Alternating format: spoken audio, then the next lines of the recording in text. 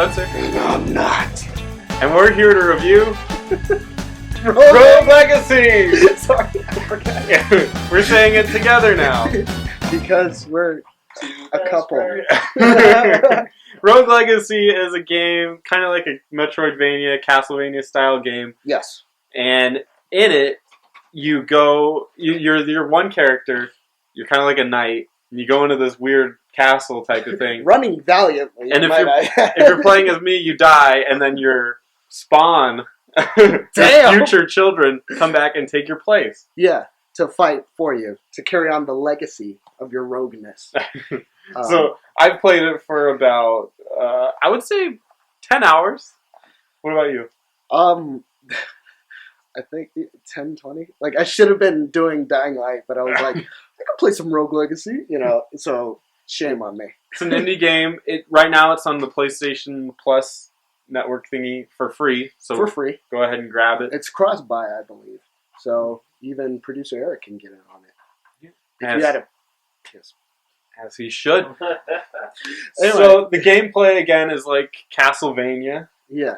You kind of run through side-scroller, you jump around, you hit the enemies, you have HP, and you have stats. Yeah, you got all kinds of stats, defense stats. You have, you have magic. Every character has, except for Archmages, every character has access to one magic attack and a special ability. So, like Paladins can bring up their shield.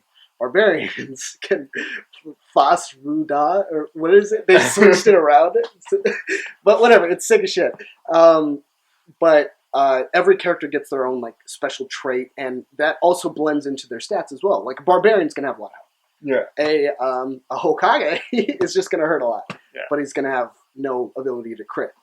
And some of the traits that your children can get from you are strange and not hereditary. They're fun. They're fun. They're things that actually affect the game, like you can colorblindness. You can be colorblind. You can have no foot pulse, so you don't. When you step on spikes, nothing happens.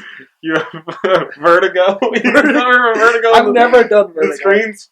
I've done it twice. The screen just turns over and you're running on the ceiling. That's too much for me. I'll be like, no, fuck that. And then some of them don't matter. Like being gay. Like being gay. Which is fine. We're okay. Having IBS is where you just wherever you run, you just fart. You live with a black trail behind you. Oh god. Or having muscle spasms, which just shakes your controller for no fucking reason. Which is great. All it does really, all these traits and everything like that, just adds to the character of the game. Yeah. And it's funny. Lets you realize you shouldn't take the game too seriously. And honestly, it really helps when you just got to the boss and died on some stupid bullshit and then you picked up a hero with IBS. It cheers you up again. Like, I can't help it. Graphically, it's definitely not the strongest point in the graphics department. But it harkens to 2D, Super Nintendo, maybe PlayStation Symphony of the Night. Mm-hmm. It harkens back to those kinds of games. So you get what you're expecting on that. Yeah. Very old school. Very old school.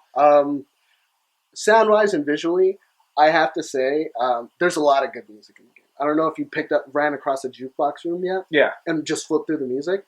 I believe the song starts with like an L or something like that. Whatever. We'll look it up.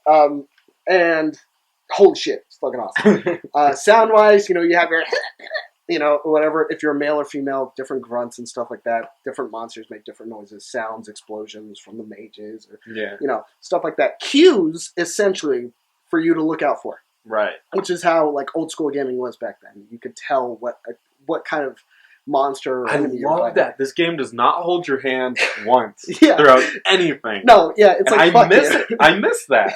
This is a great harkening back to retro gaming where you're just given a bunch of cues. Yeah. And you're like, by the way, next time you do this, you should probably dodge it. Pretty much. Yeah, you see that yellow thing on the floor? Yeah, rock's about to come up out of that. Pay attention. Yeah.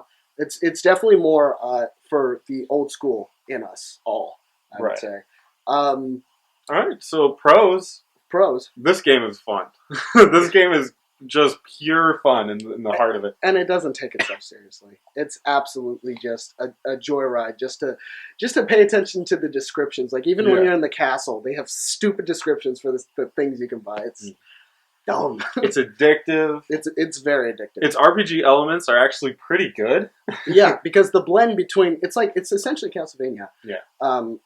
Metroidvania, whatever. The blend is done so well to where it feels like you couldn't separate them, the genre-wise. You know, they have to go together for the game to work.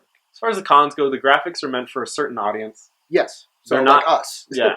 Maybe newer gamers that want like hardcore, like 1080p type stuff. This isn't gonna work for you. You're not gonna find that. It's pretty much at basic level. Also, and I wanted to put this out there, it does have somewhat randomly generated dungeons. I think there's just kind of different dungeons that can randomly go in. Yeah. That might not work for some people. They do a great job of addressing it in a way that you can continue to use the same dungeon. You just have to pay for it. Yeah. You can. It's like a future investment because it lowers the amount of gold you can receive and whatever. But the general idea of where you have to go is always there. Mm-hmm. So if you want to go to a forest, you have to go all the way right. If you want to go to fucking hell, pretty much, go down. If you want to go to the keep, you go up. And that's it. And the castle's right dead in the center, which is the first boss. So would we recommend it? Yes. Absolutely. Absolutely. It could be fucking $20 and I'll recommend it. I would actually pay $20 for it. It is so much. I've spent so much time when I'm supposed to do a million other things. And I'm just like, one more run through. I got like, and I'm terrible at it. I'm horrible. I'm awful. I'm god awful. And there's just a lot of stuff you do. You feel challenged when you play the game. So definitely, it's not a game that you're just gonna put down and be like, I played a little bit. If you're into retro gaming, if you're into that old school style of how games don't hold your hands and whatnot, you're going to love the game. I'm Spencer. And I'm JD. And I'm producer Eric. Be sure to comment, like, and subscribe to this video. We produce new videos every week. Every week. Just like Saw.